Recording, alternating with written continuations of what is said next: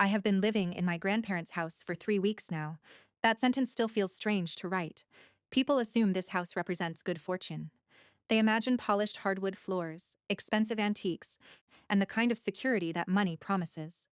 What I notice instead is the squeak on the third stair my grandfather always meant to fix, my grandmother's handwritten recipes tucked inside kitchen drawers, and the fence along the garden that we repaired together one rainy Saturday, because, as Grandpa liked to say, if you wait for the perfect day, nothing important gets done. I'm writing this because I've realized something. Everyone thinks my story is about $26 million. It isn't. It's about the first time I refused to keep the peace. My grandparents died together in a car crash.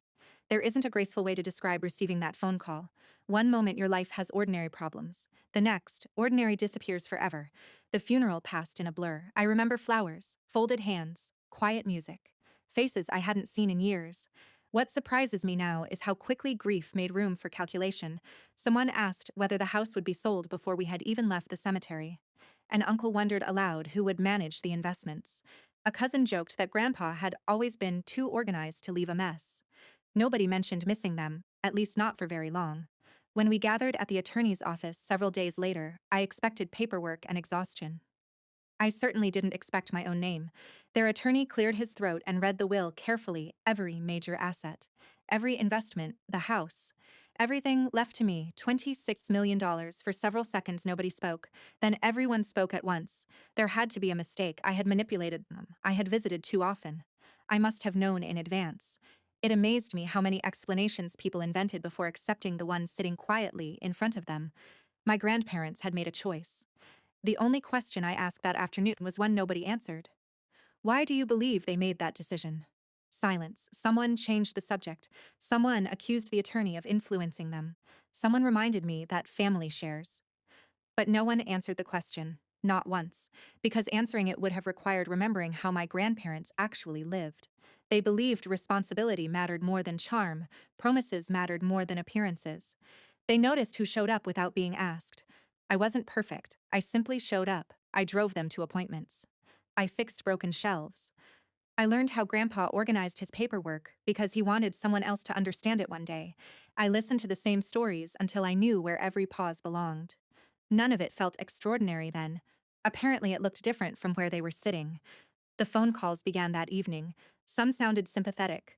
Others sounded practical. Several insisted my grandparents would have wanted everyone treated equally. When I asked why the will didn't say that, the conversations usually ended. After 3 days, the requests became demands.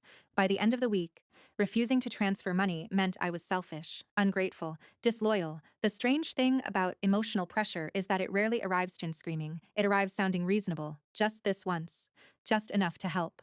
Just until everyone calms down, I realized every compromise only created another expectation. So, for the first time in my life, I said no without apologizing afterward.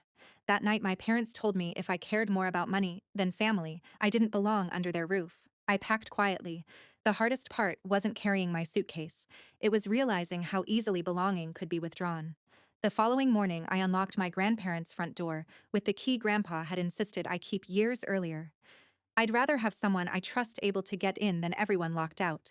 He'd laughed. I cried, standing alone in the hallway. Not because I'd inherited the house, because they weren't there to welcome me inside. Around noon, several cars pulled into the driveway. My relatives climbed out convinced they were coming to correct a mistake. They told me to leave. Said the house wasn't really mine. One of them reached toward the front door as though ownership could be decided by confidence alone. Before I could answer, the front door opened wider. Our family's attorney stepped onto the porch beside me. Behind him stood a uniformed police officer who had responded after the attorney requested someone be present in case the situation escalated. The attorney didn't raise his voice. He simply held up certified copies of the probate documents. The estate has been legally transferred, he said. The property belongs to my client. The officer spoke only once.